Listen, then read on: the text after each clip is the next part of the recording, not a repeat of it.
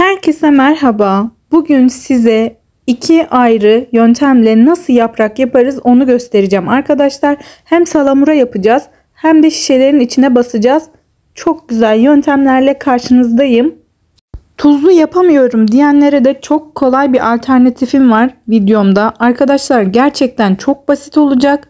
Öyleyse tarife başlayalım. Önce kavanozun içerisine yapacağımız şekilde başlıyoruz arkadaşlar. Gördüğünüz gibi sap kısımlarını en dibinden olacak şekilde kesiyoruz. Ve gördüğünüz gibi böyle deste deste haline getiriyoruz. Miktarlar tamamen size kalmış. 10-15 arası olabilir, daha da az olabilir. Birazdan göstereceğim yöntemle artık herkes kolaylıkla yaprağı saklayabilir. Bu yöntemle yapraklarınız 2-3 yıla kadar kalabilir arkadaşlar. Çok pratik ve gerçekten uzun süre dayanan bir yöntem. İçerisinde hiçbir şey yok. Tuz, su, kesinlikle sadece yaprakları şişeye koyuyoruz, bu kadar. Gördüğünüz gibi yaprakları dizmiştik. Daha sonra da bu şekilde rulo haline getiriyoruz ve şişelerin içerisine bastıra bastıra koymaya başlıyoruz arkadaşlar. Deste yaparken aynı boyları bir araya getirmeye dikkat edebilirsiniz. Ya da benim o kadar vaktim yok derseniz de uğraşmak istemeyebilirsiniz. Biz gördüğünüz gibi 3 aşağı 5 yukarı aynı boydaki yaprakları koyuyoruz. Bir düzen içerisine, desteye yani. Daha sonra da bu şekilde kıvırıyoruz arkadaşlar. Sonra da şişenin içerisine koyuyoruz. Kavanozluk şişeler, isterseniz büyük kullanın, isterseniz küçük boylarını kullanın. Tamamen size kalmış tercih ama söylediğim gibi bu yöntemle uzun süre yapraklarınızı saklayabilirsiniz. Görüp görebileceğiniz en kolay saklama yöntemi arkadaşlar. Deneyenler gerçekten ne demek istediğimi anlayacaklar. Bu şekilde kavanozu doldurmaya devam ediyoruz. İyice bastıra bastıra bu işlemi yapıyoruz arkadaşlar. Bu arada videoda size yine ayrıntılı olması açısından kesmeden gösteriyorum.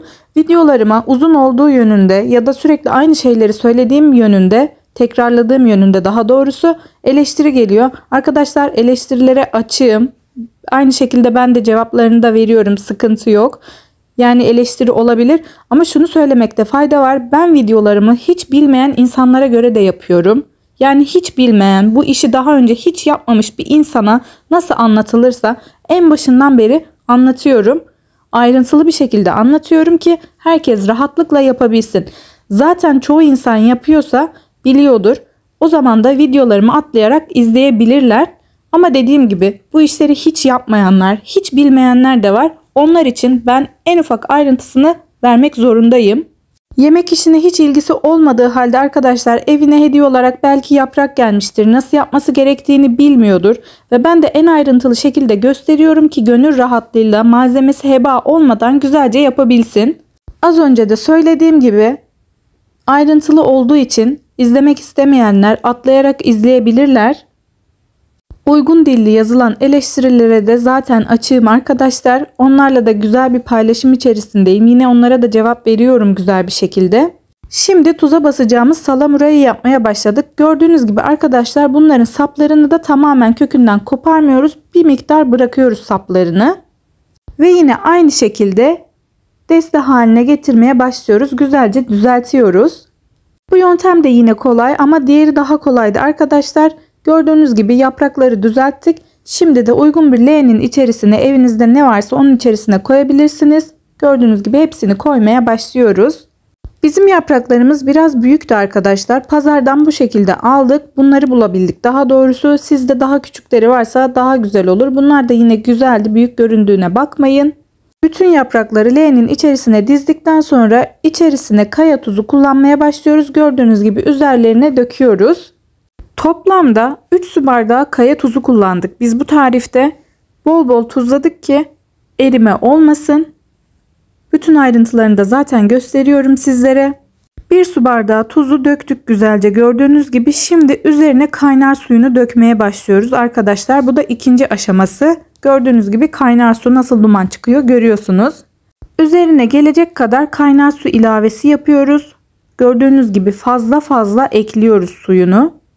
Suyunu döktükten sonra arkadaşlar bir gecede bu şekilde bekleyecek. Tuzu iyice içerisine çekecek yapraklar. Görüyorsunuz suyu döktükten sonra yaprakların rengi değişmeye başladı. Hepsine eşit derecede gelsin diye de bir tahta kaşık yardımıyla iyice bastırıyoruz. Yaprakları saplarından temizledikten sonra aslında yapacak çok da bir işlem kalmıyor. Tek aşaması bu kadar yaprağı temizlemek. Tekseniz gerçekten çok zor olabiliyor.